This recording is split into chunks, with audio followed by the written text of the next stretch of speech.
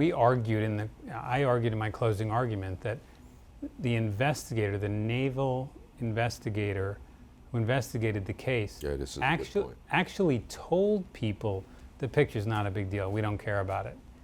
And if you're in the picture, don't worry about it. You're not going to get prosecuted. He told the other witnesses this. Right, which is an unfair application. Right. Unless you're Eddie Gallagher, right? So it really was a situation of selective prosecution.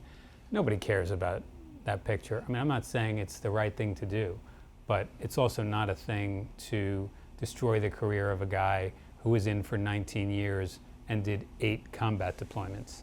All right, let's look at some of the other cases. There are other cases sitting out there, and I want to bring in and I guess the best word is the political component to this, because we've seen where these prosecutions began in a time period from the previous administration. Right. We can't ignore the realities of date and time in this.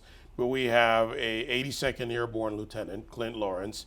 He served nearly 7 years of a 19-year sentence. He's at Fort Leavenworth. Right. And we have another one, Major Matt Goldstein, a Green Beret officer who now faces a murder trial at Fort Bragg for tracking down and killing a Taliban bomb maker. So we had problems with the rules of engagement. And Matt Goldstein, that case was already investigated. Right. There was a military inquiry. He was, found, innocent, or, they didn't charge him. They put him back to work. And all of a sudden, 5 years later, or whatever it is, they come back and say, oh, now we're going to charge him. Right. There's no change in the evidence. The evidence is the same that they saw early on.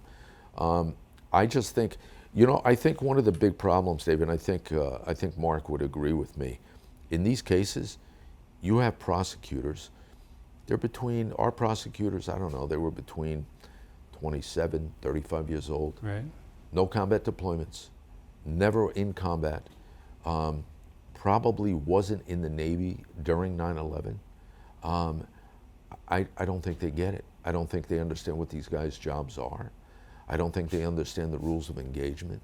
I don't understand I don't think they understand the combat element. So they haven't lived it, and in your experience, police officers who've had to live the beat, work the beat, and understand what they deal with. Who did I want to put in internal affairs to conduct real investigations? Cops that were real cops. Not paper pushers, not somebody that's afraid to work in the street. I want real cops in internal investigations so they know what's out there. They know what to look for. They know bad cops when they see them, and they know good cops when they see them, and they can do the right thing.